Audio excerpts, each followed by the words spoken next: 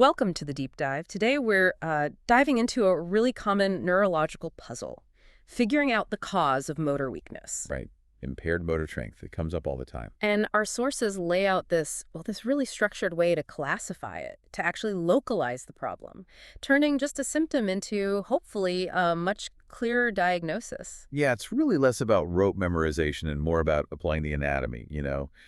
But before we even get into the details, we have to talk stability. The ABCDEs. Always. Always. If someone's unstable airway, breathing, circulation issues, that's immediate action. Intubation maybe, IV access, fluids, get them monitored closely, BP, heart rate, oxygen telemetry, the works. Absolutely critical first step. So for this deep dive, we're focusing on the patient who is stable, the one who's alert, talking to you. That's where the real detective work starts, right? Exactly. And the very first big decision point, the thing that splits the diagnostic possibilities right down the middle, is asking, is this weakness unilateral, just one side, or is it bilateral, affecting both sides? Okay, and why is that the first split? Well, broadly speaking, unilateral weakness often points towards something focal, like a lesion in the brain, or maybe a specific nerve root problem. Bilateral weakness tends to suggest something more systemic. Think polyneuropathies or muscle diseases, myopathies, that kind of thing. Got it. So let's tackle the unilateral side first. The patient comes in, stable, weakness on just one side. Right. Now, is it just one limb? That's what we call monoparesis. Often that points toward the peripheral nervous system, a specific nerve or root. Okay. But if it's more than one limb on that side, say an arm and a leg, or maybe an arm and the face on the same side, that's hemiparesis. And that immediately makes you think about a brain lesion. And typically with a brain lesion like a stroke, the weakness, the hemiparesis, it's on the side opposite to where the damage is in the brain because the main motor pathways cross over. Precisely. That's the classic presentation. Right-sided weakness usually means a left-sided brain issue. And here's a key point. Often the sensory loss, if there is any, is on the same side as the weakness. Why is that? Because the motor cortex and the sensory cortex are neighbors in the brain. So a lesion affecting one often affects the other nearby. Okay, that makes sense. But you mentioned this can get tricky. Our sources bring up something called Brown-Séquard syndrome, which sounds like it breaks that rule. It absolutely does, and it's a fantastic illustration of why knowing the anatomy is so crucial. Brown-Séquard gives you weakness on one side, yeah, but it spares the face, and it points to a lesion halfway down the spinal cord, a hemicord lesion, usually in the cervical spine. Half the cord is damaged. How does that produce symptoms? Okay, think of the spinal cord having these major pathways, like highways. Yeah. You've got the corticospinal tract for movement and the dorsal columns for deep sensation, that's proprioception, knowing where your limbs are, and vibration sense. Right. Both of those run down the cord and don't cross over until they get way up high in the brainstem. So they stay on the same side as the injury lower down. Exactly. Damage the left side of the cord, you lose movement and deep sensation on the left side below that level. But here's the kicker. The pathway for pain and temperature, the spinothalamic tract, it behaves differently. Oh, so. It crosses over almost immediately after it enters the spinal cord at that same level. So if the left side of the cord is damaged. You lose pain and temperature sensation on the right side of the body below the lesion. Wow. So you get weakness and loss of vibration on one side, but loss of pain and temperature on the other side. That's Brown-Séquard syndrome. Ipsilateral motor and deep sensory loss, contralateral pain, and temperature loss. It's like a classic pattern, and it tells you definitively the problem is in the spinal cord, not the brain. Really tests your neuroanatomy. That is a fantastic clinical pearl. Okay, so we've localized it perhaps to one side, brain or cord. What's the next layer of analysis? The next critical step is figuring out what kind of motor neuron is affected. Is it an upper motor neuron, UMN, problem, meaning the issue is in the brain or the spinal cord itself? Or is it a lower motor neuron, LMN, problem, damage to the nerve root after it leaves the cord, or the peripheral nerve out in the limb? And why does that distinction matter so much? It guides everything that comes next. Imaging, further tests, treatment. They present very differently. For UMN lesions, you look for signs of, well, increased activity downstream hyperreflexia, meaning exaggerated reflexes, and spasticity. Spasticity, that's that sort of velocity-dependent stiffness. Exactly. The faster you try to move the limb, the more resistance you feel. Now, for LMN lesions, is the opposite. You're looking for signs of nerve damage leading to muscle problems. Like what would I see? You mentioned older patients might have some muscle wasting anyway. How do you tell? That's a fair point. With LMN lesions, you see decreased tone, the muscle feels floppy, you see hyperreflexia, diminished or absent reflexes, and you often see fasciculations, those little twitches under the skin. Right, involuntary muscle fiber contraction. Yes, and significant muscle atrophy or wasting. Now, regarding your point about age, yes, some atrophy happens normally, but when you see marked atrophy combined with fasciculations and really reduced reflexes, that pattern strongly points towards an LMN issue, beyond just age-related changes. Okay, so if the signs point to LMN, we know the problem is somewhere between the spinal cord exit and the muscle. How do we pin down where? It comes down to the pattern again. The physical exam is key. If the weakness and any sensory loss map perfectly to the distribution of a single spinal nerve root. That sounds like a pinched nerve. Precisely. That's radiculopathy, often from a herniated disc, for example. But what if the weakness is broader, involves areas supplied by several adjacent nerve roots, all in one limb? Okay, so multiple roots involved. That suggests a problem where those nerves bundle together on plexopathy, like damage to the brachial plexus in the shoulder and arm, which involves roots C5 to T1, or the lumbosacral plexus in the lower back and leg, roots L1 to S4. And what if it's even more specific than a root or plexus? Then you might be looking at mononeuropathy, damage to just one single peripheral nerve. Think carpal tunnel syndrome, affecting the median nerve in the wrist, or maybe sciatic nerve problems down the leg. Each has a very specific territory. Right. Okay, that covers the unilateral side pretty thoroughly. Let's switch gears. What about bilateral weakness, both sides affected? Yeah, so this could be just the legs paraparesis or all four limbs, quadriparesis. When weakness is bilateral, the first big question changes. Now we ask, is there sensory involvement, numbness, tingling? And if the answer is yes, there is sensory loss along with the bilateral weakness. Okay, if sensation is involved, the next step is crucial.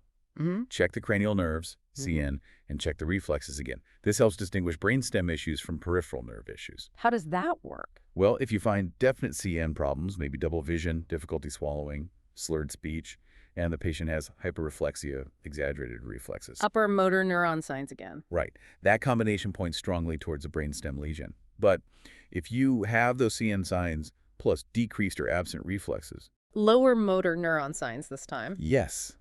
That pattern screams acute polyneuropathy. The classic example you have to think of is Guillain-Barré syndrome, GBS. Rapidly progressive weakness with sensory changes and loss of reflexes. Okay. What if there's bilateral weakness, sensory loss is present, but the cranial nerves seem perfectly fine, no facial droop, no swallowing issues? Good question. In that case, you hunt for a sensory level. Can you find a clear line on the torso, like a dermatome, below which sensation changes or disappears? Like a line across the chest or abdomen? Exactly. If you find hyperreflexia or you find a distinct sensory level, you've likely localized the problem to the spinal cord. And the level matters here too, doesn't it? Absolutely. A lesion in the thoracic cord, say, will only cause leg weakness, paraparesis. But a lesion higher up, in the cervical cord, can cause weakness in both arms and legs, quadriparesis. And you mentioned breathing earlier. Yes, that's critical. Very high cervical cord lesions, around C3, C4, C5, can affect the phrenic nerve, which controls the diaphragm. That old mnemonic is worth remembering. C3, C4, and C5 keep the diaphragm alive.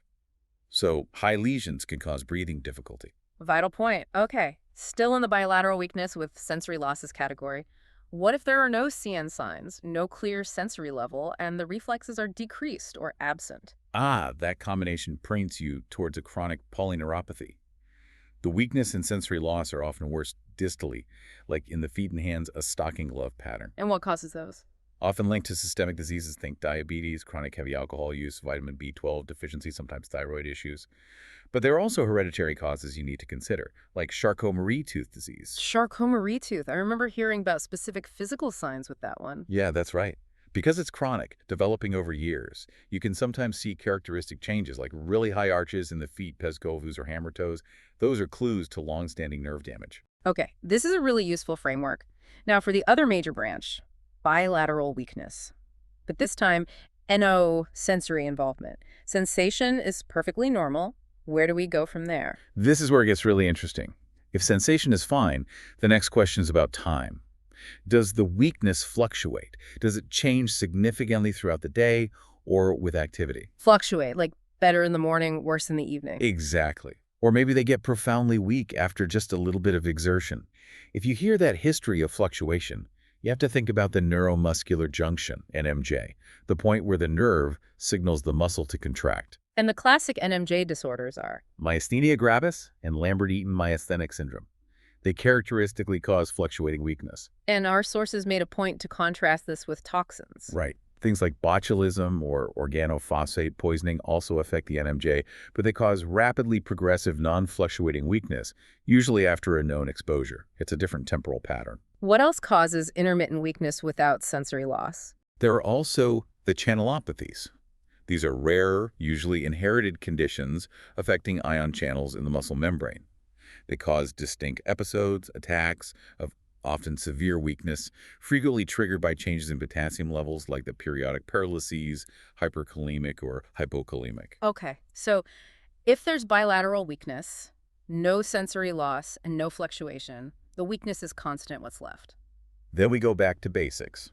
Check the muscle tone and reflexes again very carefully. And what does that tell us? If the tone and reflexes are completely normal, despite the patient being weak, the problem is most likely intrinsic to the muscle itself.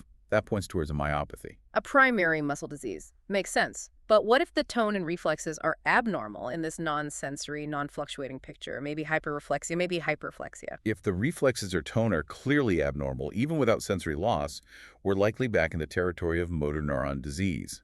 The problem is specifically with the neurons controlling movement. Examples being? Well, it could be a pure LMN issue affecting the anterior horn cells in the spinal cord, like poliomyelitis used to cause. Or, more commonly now, it could be a mixed UMN and LMN picture, like amyotrophic lateral sclerosis, ALS. And ALS can affect more than just the limbs. Right? Oh, absolutely. Yeah. Patients with motor neuron disease often develop weakness in muscles controlling speech, swallowing, breathing, as well as neck and trunk muscles. It can be quite widespread. Wow. We've really covered a lot of ground there, navigating that whole map. It seems like for unilateral weakness, it's all about localization, figuring out where, based on anatomy and and LMN signs. Exactly, using the crossing patterns and the distribution. Whereas for bilateral weakness, the key first steps are checking for sensor involvement and then asking about fluctuation. Those seem to be the major branching points. Precisely. It shows how powerful the structured approach and a really thorough neurological exam are. Every little finding, hyperreflexia, a subtle sensory level, fasciculations, fluctuation, it's not just noise, it's a crucial signpost directing you. So it really boils down to understanding that anatomy. The weakness itself is just the start. It's the company, it keeps the sensory signs, the reflex changes that tells the story. Couldn't have said it better myself. And just to leave you with something to really think about, consider again how those pathways cross. The corticospinal tract for movement and the dorsal columns for deep sensation cross way up high in the medulla. But the spinothalamic tract for pain and temperature, it crosses almost immediately low down in the cord. Right, that difference we talked about with Brown-Séquard. Exactly. How does that simple difference in where they cross create such a specific, almost paradoxical pattern of symptoms in something like Brown-Séquard syndrome? Pondering that connection between pure anatomy and clinical presentation, that's really the key to mastering this whole diagnostic puzzle, something for you to mull over.